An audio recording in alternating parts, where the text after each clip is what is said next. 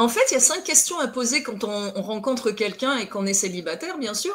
Donc, la première question, c'est es-tu célibataire, hein, parce que celle-là, il y en a qui oublient de la demander et ça paraît stupide, mais es-tu célibataire depuis combien de temps? C'est intéressant.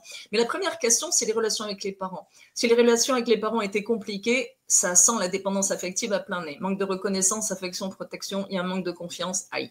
Donc, si la personne dit mes parents, je les hais, ou si elle dit bah, ça s'est mal passé, moi je vais dire bah, ma mère, j'ai sorti de ma vie parce que c'était une relation stérile, mais je suis en paix avec ma décision et youpi. Donc les relations avec les parents, les relations avec les ex, justement, ce que tu viens de souligner. Mes ex, toutes des hystériques, ou mes ex, tous des alcooliques, des nanana, tous des, et puis jeter le blâme sur eux sans se remettre en question. Mais.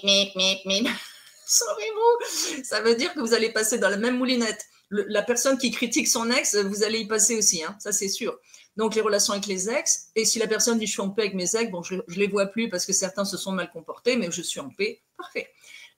La vision du couple, parce que quand vous vous accoquinez avec quelqu'un qui veut un enfant et pas l'autre, et que vous pensez que vous allez le faire changer d'habit ou lui faire un enfant dans le dos, c'est pas une bonne idée. Exact.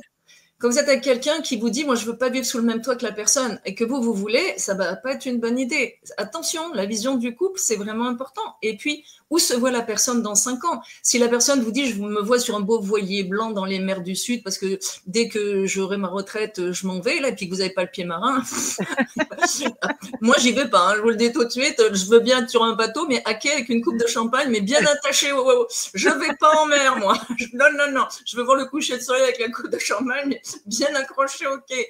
Donc il faut prendre ça en considération. Ou quelqu'un qui est émigré et qui serait français, qui dirait moi là je finis ma retraite en France et que vous êtes québécoise ou québécois, eh ben il va y avoir une dissociation à un moment donné. Et les regrets. Il faut savoir les regrets d'une personne. Évidemment, si la personne vous dit je regrette d'avoir tué quelqu'un, là c'est normal. Mais je regrette de ne pas avoir eu de diplôme, on sent une aigreur. Je regrette d'avoir trompé ma femme ou mon mari.